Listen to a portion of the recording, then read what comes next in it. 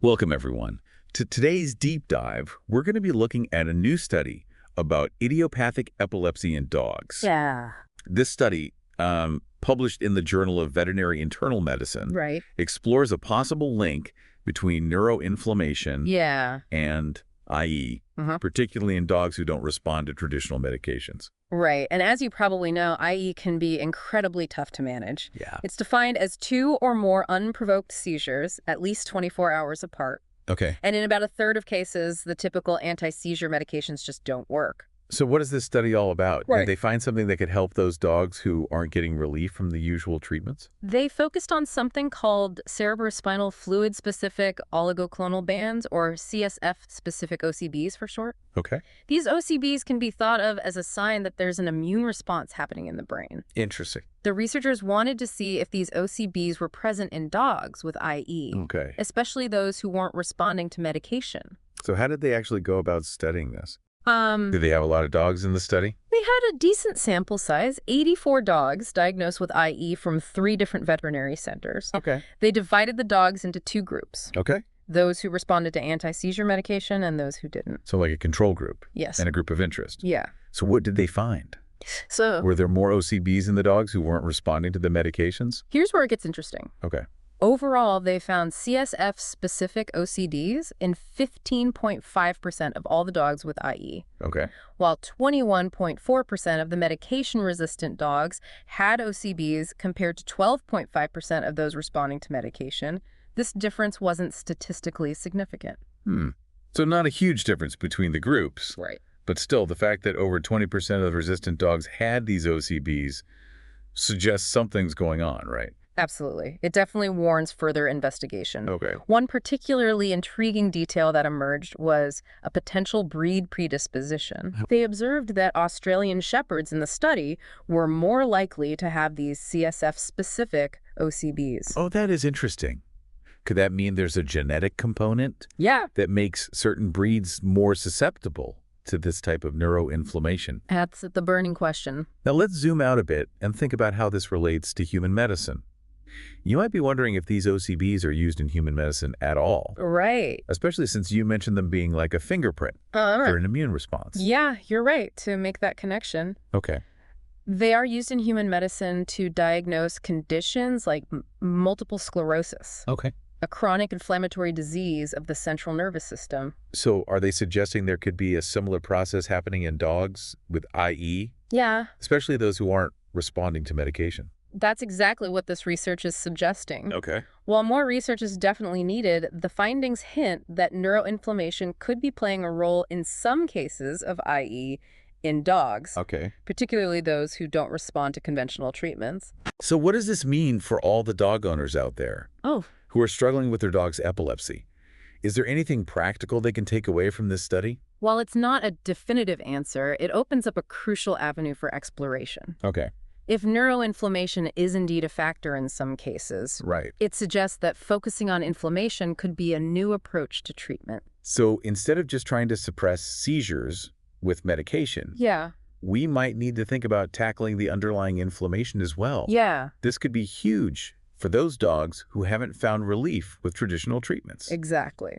And that brings us to an even bigger question. I am all ears. What's the next mystery to unravel in this whole canine epilepsy puzzle? If neuroinflammation is indeed playing a significant role in some cases of IE in dogs, could factors like diet environment or lifestyle changes play a role in managing the condition? Wow, that's a really profound question. Yeah. We're talking about a potential paradigm shift Yeah. in how we approach canine epilepsy. Absolutely.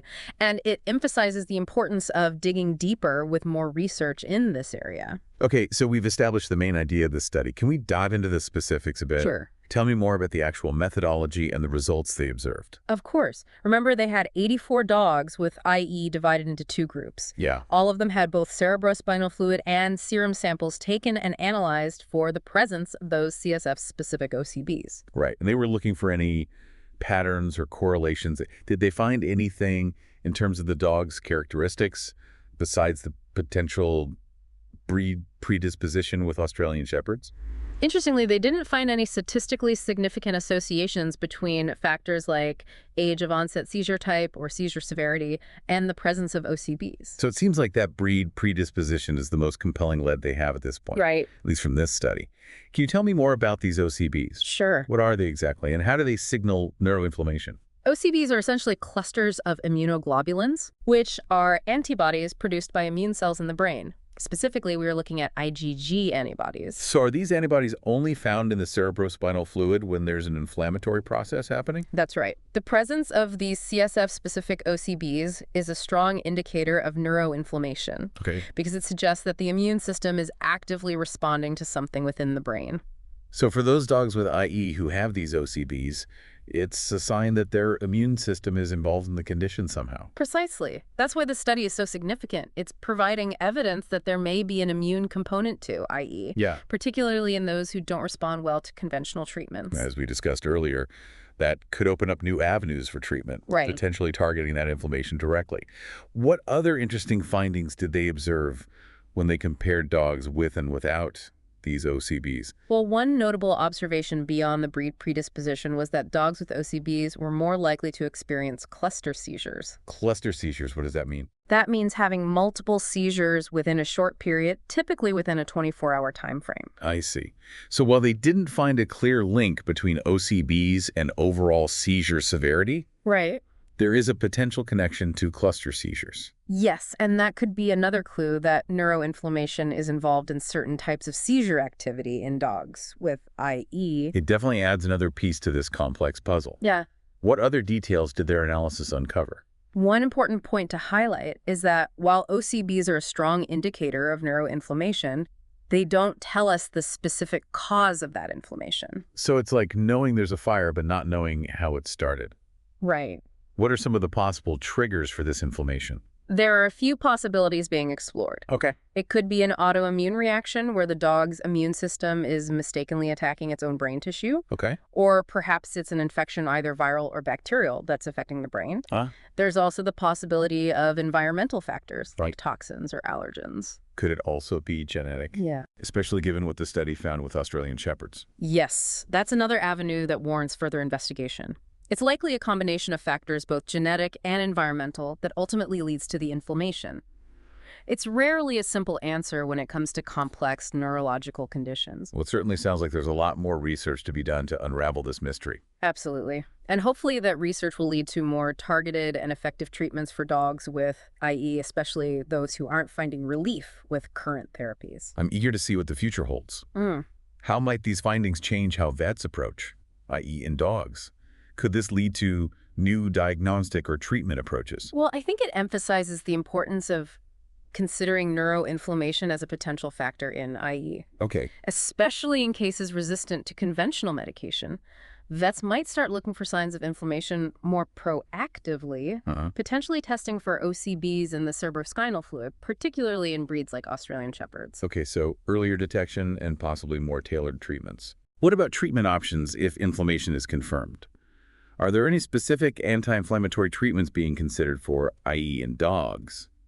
Currently, the primary treatment for IE is anti-seizure medication. But if inflammation is a contributing factor, then therapies targeting that inflammation might be beneficial. So are there any specific anti-inflammatory treatments being explored for IE? It's still early, but possibilities include immunosuppressive drugs, which are commonly used to manage autoimmune conditions in humans. However, these drugs can have serious side effects, so they would need to be used very cautiously. Are there any other anti-inflammatory approaches that are less risky? There's growing interest in the role of diet and lifestyle modifications in managing inflammatory conditions, and that might also have implications for IE in dogs. So things like using diet to reduce inflammation or minimizing exposure to potential environmental triggers. Exactly. That's fascinating to consider. It is. Now let's take a closer look at some of the specifics of this study. When they compared the dogs with and without CSF-specific OCBs, they noted that dogs with OCBs were more likely to experience cluster seizures, which we talked about earlier. Right, and it seems that the longer a dog had IE and wasn't responding to medication, the more likely they were to have these OCBs. Yes, that was another interesting trend they observed. It points to the possibility that the inflammation itself might be contributing to the medication resistance. It does feel like all these pieces are starting to connect. Are there other details from their findings that we should discuss? One more observation worth noting is that they found some dogs with CSF-specific OCBs also had movement disorders. Movement disorders. Can you explain what that means? Things like involuntary movements of the limbs or body. It raises the question of whether the inflammation might be directly affecting the brain regions responsible for motor control, or perhaps causing damage that leads to those movement problems. So it might not always be just about the seizures themselves, but also these other neurological signs that could be connected to the inflammation. Exactly. It underscores the importance of considering the full range of neurological signs that can manifest in dogs with IE. This is all incredibly interesting. Yeah. But I have to admit, it's also a lot to process. How do we make sense of all this information? How do we distill it into something that's manageable for dog owners and vets? I think the key is to focus on the big picture while also paying attention to the details. The big takeaway from the study is that neuroinflammation might be a significant factor in IE, especially in dogs who aren't responding well to conventional medication. Right. That's the headline news. Exactly. And that knowledge should encourage us to consider new approaches to both diagnosis and treatment, potentially targeting that inflammation. So vets might start testing for OCBs more routinely, and we might see the development of new therapies aimed at reducing inflammation in the brain. Precisely. Now, when it comes to the details, it's important to remember that each dog is an individual. There's no one-size-fits-all approach to managing IE. So even if neuroinflammation is involved, the specific triggers and the best treatment approach will likely vary from dog to dog. That's why it's crucial to work closely with a veterinarian who has experience in managing neurological conditions in dogs. They can tailor the diagnostic and treatment plan to the individual dog's needs. Okay, so what can dog owners do to help their furry friends? Are there any specific steps they can take? The most important thing is to be observant and pay attention to any changes in their dog's behavior or physical condition. If they notice anything unusual, they should contact their vet immediately. Early detection and intervention are key in managing any neurological condition, right? Absolutely. Yeah. And beyond that, there are a few things that dog owners can do to support their dog's overall health and well-being, which might also benefit their neurological health. Like what are some specific things they can do? Well, a balanced and nutritious diet is crucial for any dog. But especially for those with neurological conditions, I'd recommend talking to their veterinarian about the best dietary options for their specific dog. But generally, a diet rich in antioxidants and omega-3 fatty acids might be helpful. Regular exercise is also important for both physical and mental health. And it can help reduce stress, which we know can worsen neurological problems. So even if the dog has seizures, they should still try to get them some exercise. Yes, but it's important to choose activities that are safe and appropriate for their condition. Gentle walks, swimming, or playtime in a fenced-in yard are all good options. Creating a calm and predictable environment can also be helpful in reducing stress and anxiety. So establishing a routine and minimizing any sudden changes or disruptions. Exactly. And finally, I would encourage dog owners to stay informed about the latest research on IE and to advocate for their dog's care. By being proactive and engaged in their dog's health, they can help ensure the best possible outcome. Now, we talked earlier about the possibility of environmental triggers in IE. Right. Can you tell me more about what those triggers might be and what dog owners should be aware of? While more research is needed, there's some evidence that certain environmental factors might contribute to seizures or worsen, i.e. in some dogs. Okay. Exposure to pesticides and herbicides is one concern. These chemicals can be neurotoxic, meaning they can damage the nervous system. Okay, so limiting exposure to those chemicals is a good idea. Absolutely. Another potential trigger is household cleaners and air fresheners. Ooh. Many of these contain harsh chemicals that can irritate the respiratory system and potentially affect brain function. So switching to more natural cleaning products might be a good idea. Yes, and making sure there's good ventilation when using any cleaning product. Also, mold and mildew can also be problematic for some dogs, especially those with neurological conditions. So keeping the home clean, dry, and addressing any mold or mildew issues promptly. Exactly. And finally, it's worth considering the dog's exposure to allergens. Okay. Just like humans, dogs can have allergies, and these allergies can sometimes manifest as neurological symptoms. So if a dog has known allergies, managing those allergies might help improve their neurological health. That's certainly a possibility. This is helpful information. Yeah. But I have to admit, it feels a bit overwhelming. There seem to be so many potential environmental triggers out there. What are some specific things that dog owners can do to minimize their dog's exposure to these potential hazards? For starters, they can choose pet-safe products for their home, including cleaning products, pesticides, and lawn care products. Avoid air fresheners altogether or opt for natural alternatives like essential oil diffusers. They can also make sure their dog has access to fresh, clean water at all times and store their food properly to prevent spoilage or contamination. So being mindful of the products we use in our homes and taking steps to protect our dogs from potential toxins. Exactly. If you're concerned about specific environmental triggers, you can always talk to your veterinarian. They can help identify potential risks in your dog's environment and recommend ways to minimize exposure. Okay, so we've covered a lot of ground here. Can we shift gears for a moment and talk about how this research connects to human medicine? We briefly mentioned the use of OCBs in diagnosing multiple sclerosis in humans. Yeah. And this study's findings raise the question of whether there might be broader parallels between IE in dogs and certain neurological conditions in humans. Like what? What kinds of connections are we talking about? Well, as we discussed, OCBs are a hallmark of multiple sclerosis, an autoimmune disease affecting the central nervous system. Or are they suggesting that some cases of IE in dogs might also have an autoimmune basis? That's one of the possibilities being explored, and the presence of OCBs in the cerebrospinal fluid certainly supports that theory. If that's the case, it could open up new avenues for treatment, perhaps using therapies that are already being used to manage autoimmune conditions in humans. That's a very exciting prospect. Are there any other connections to human medicine they are considering? There's also growing interest in the role of the gut microbiome in a variety of human neurological conditions, including epilepsy. The gut microbiome, what's that? That refers to the trillions of bacteria that live in our digestive tracts. Oh, right. I've heard about that. So are they saying that those bacteria in our guts could somehow be involved in IE in dogs? It's still early days, but there's some evidence suggesting that imbalances in the gut microbiome might contribute to seizures in both humans and dogs.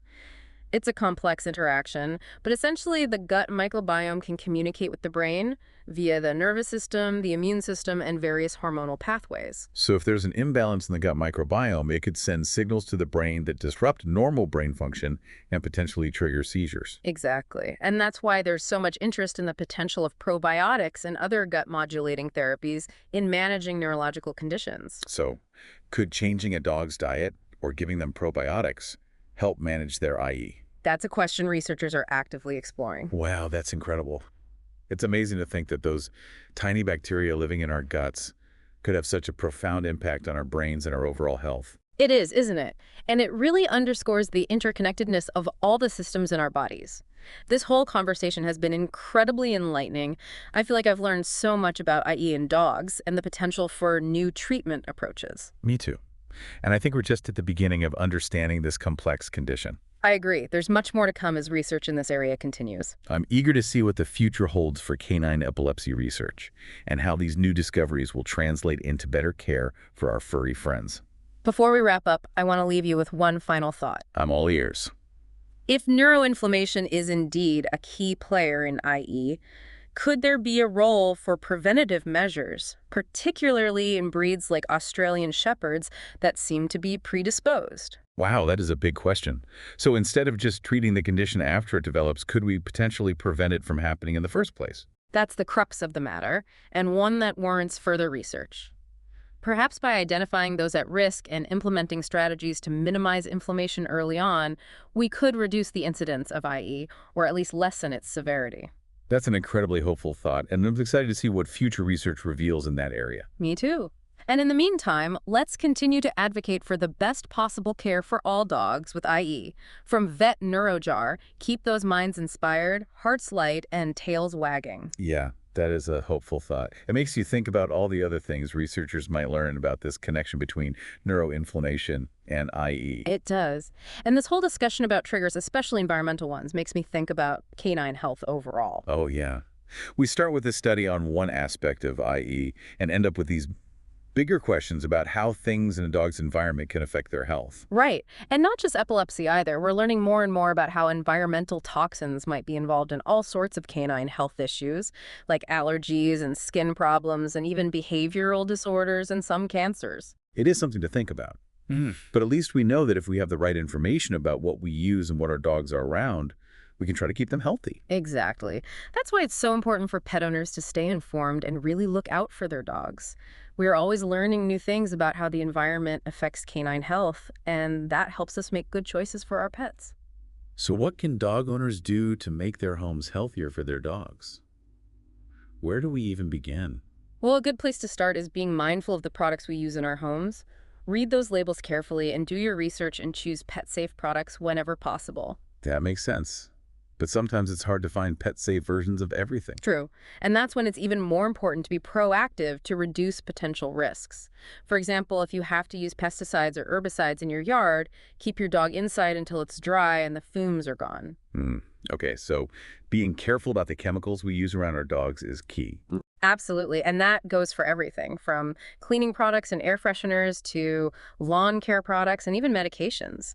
Always talk to your vet before giving your dog anything new, even over-the-counter stuff, just to be sure it's safe. Right, because something harmless to us might be dangerous for them. Exactly. On top of being mindful of products, we can also try to create a cleaner, healthier environment inside for our dogs. Like, what are some things we can do? Regularly vacuuming and dusting can get rid of those dust mites and allergens that bother dogs' respiratory system and maybe make neurological problems worse. So keeping the house clean and free of dust is important. Yes, and remember to wash your dog's bedding, often using a mild detergent that doesn't have fragrances or dyes. Got it. What about air quality? Having good ventilation in your home is really important, especially if you live in a place with lots of air pollution. The opening windows regularly or using an air purifier if you need to. Exactly. And if you smoke, please smoke outside and away from your dog. Secondhand smoke is really bad for dogs and can cause respiratory problems and maybe even neurological issues. So a smoke-free environment is a must. Absolutely.